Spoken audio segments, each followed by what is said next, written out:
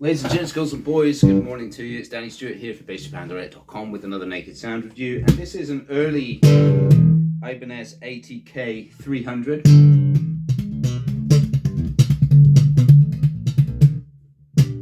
And it sounds great. This one is 100% original, and I discovered there are some differences between the earlier ATK and the post 1996. They changed a couple of things. So the first thing that I notice is that the headstock on this is veneered, whereas on the later ones they didn't veneer the headstock. The neck is three-piece, so on the later models you'll be able to see the joins on the headstock, whereas on this one you can't because it's veneered. That is in fact the same on the, I think it's the same on the, I have a 100 in stock now as well, which is from the same year as this. This is 1994. The body here is two-piece Sen, very nice quality material, looks beautiful, gorgeous grain, and a lovely burst. It's not too yellow and not too orange. It's a kind of tasteful burst there. It's beautiful. And the other thing that's different is the preamp is mounted on a circuit board, whereas I think, if I remember correctly, the other ATKs that I had through 300s were not mounted on a circuit board. I don't remember the pots being mounted on a circuit board. I remember the preamp being separate to the pots. In this case, it's mounted on a circuit board. So it's slightly different. But it sounds, I think it's the same preamp. It's just they modified it afterwards to be separate. And I guess that's, there are many reasons you might want to do that. It costs less to do maintenance. You don't have to have proprietary pots to repair, etc. So there are many reasons to do that.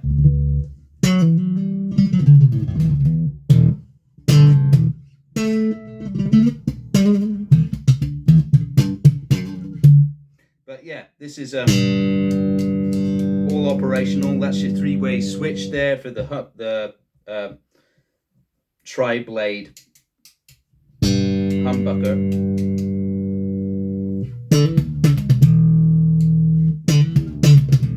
Gets a little bit more mealy, and that's a little bit more clear.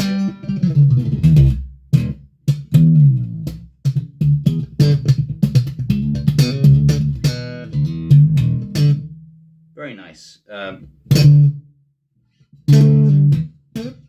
Woo. So yeah, this one's at the moment, this is at a kind of average action. This is about 2 millimeters right now, but it will go down to 1.5 millimeters without any problem. Truss rod is absolutely fine on this, and the neck is in good health. Condition is overall very good for the year. It does have a scratch on the back, which is noticeable here, but overall it's very clean. It has a tiny little blemish here. Overall it's very clean. I'd say it passes as B+. It's polished up pretty nice, still nice and shiny. Doesn't have any massive dings or anything.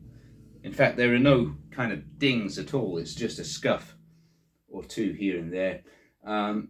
So yeah, great bass.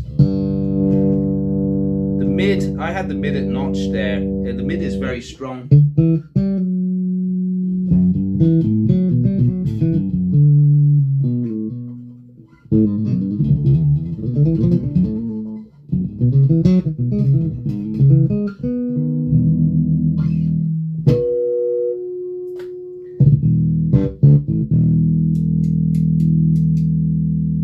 take the treble down,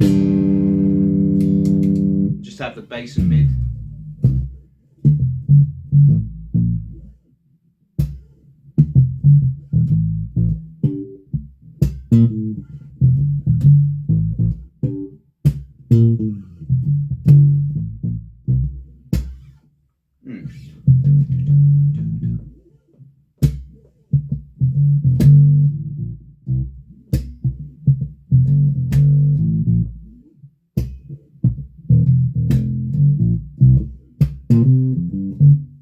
Very nice.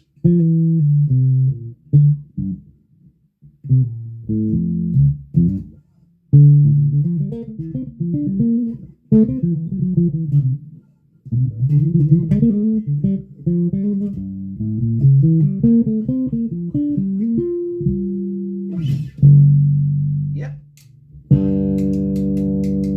So I mean, it's all working. It's in great working order. Let's take the treble up again.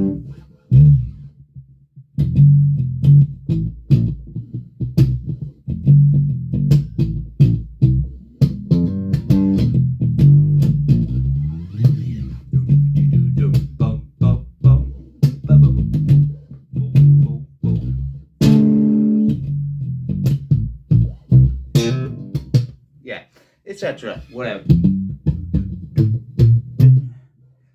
Yeah, it plays great. I think it sounds consistent, even with the later models. I actually prefer it to the later models because of the improved aesthetics. I like the little details, like the licensed by Schaller stamp on the tuning pegs.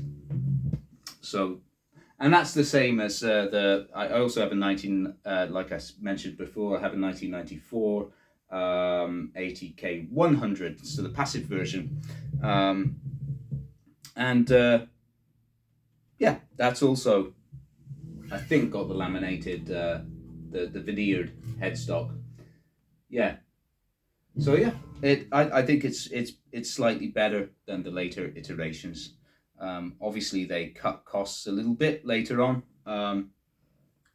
by doing things like eliminating the veneer on the headstock and making the preamp separate to the pots.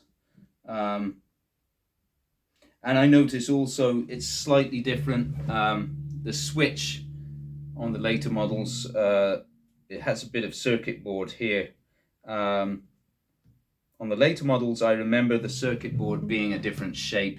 It's just a plain rectangle. So that's interesting. Yeah, interesting to see the kind of development of these instruments historically. But there you go. And this one's a FUJIGEN made one, of course. It's so it has an F serial. Yeah.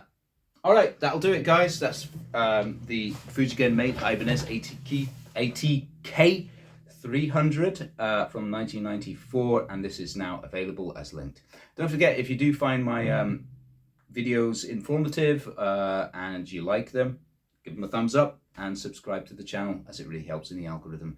Getting close to 10,000 subscribers now. That's my goal for the first quarter of 2025. And I appreciate everybody who frequents my channel, even the trolls.